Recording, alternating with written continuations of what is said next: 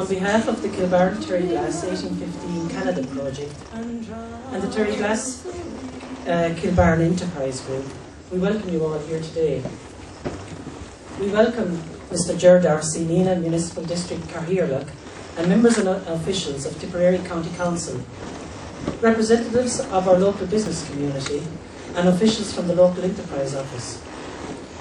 We are delighted to have with us here today His Excellency Mr. Kevin Michael Vickers, Canadian Ambassador to Ireland, to help us launch this project. When reading up on today's launch, I noticed that with a global diaspora estimated at almost 70 million people, Ireland has a remarkable global family. At local as well as national level, I think there is a growing understanding of the importance of this asset. I would like also to acknowledge and to compliment the Terryglass Enterprise Group on their expo here today, and acknowledge that they are relying on local entrepreneurs as well as foreign investment to create and provide jobs in rural areas. The Tipperary County Council is delighted to be associated with this initiative. 200 years ago, whole families left our shores for Canada in organised groups such as the Richard Talbot settlers in 1818 and the Peter Robinson settlers in 1823 and 1825.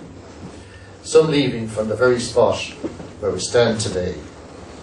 They left for a new life, a new beginning.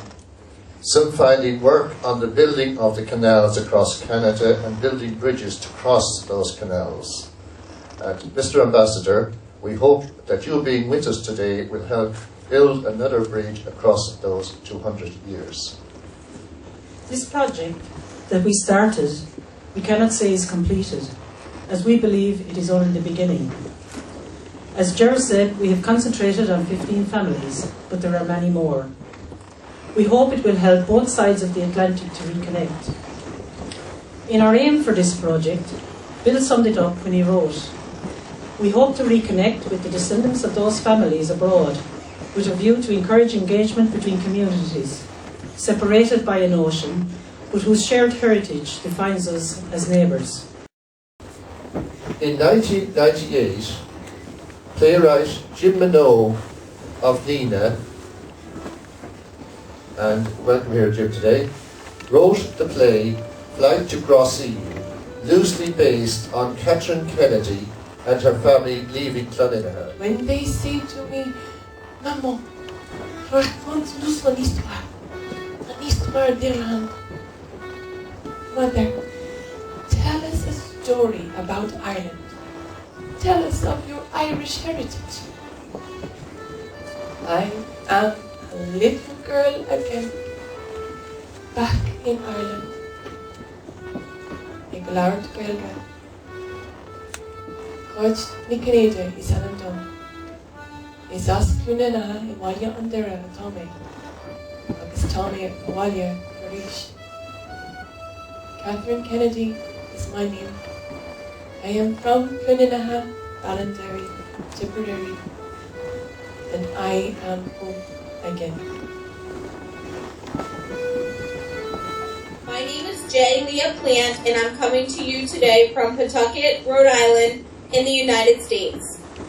I'm here today to talk a bit about my ancestor, Catherine Kennedy, and her connection to Terryglass, Ireland. Finding out my roots from Terryglass, Ireland has been such an interesting adventure for me. I've enjoyed seeing pictures and hearing stories, and I hope one day to visit. I'm so proud to be here today to represent Connect Ireland and to represent our own founder, Terry Clune, who has a huge interest in the project. The economic development side, of course, wouldn't exist without the emotional side, without the sentimentality. And that's a real and vibrant relationship between Ireland and its people, be they living, working abroad, having been recent immigrants, or a long time ago immigrants, or just having passed through beautiful Terryglass. We also acknowledge the presence of Mike Ferrick from Ireland Reaching Out. For many years we have been involved in genealogy, and with the advent of Ireland Reaching Out, it gave us a platform to use that knowledge we had acquired. Reaching Out is about two essential things. One is doing the reverse genealogy that has been done so wonderfully here by Bill and Helen and the team. The other thing that Ireland Reaching Out does is it is going to be possible to trace nearly every Irish man and woman that ever left Ireland. And we are going to have a database, maybe not the 70 million, but we're going to have a database of 40 to 50 million people online. And we're going to be able to trace the very villages that these people. We thank the local enterprise office, and we would like to thank in particular Rita Guinan, who last May in Terryglass Hall encouraged us to take on this project under the local Diaspora Engagement Fund, and who has continued to be of immense support to us.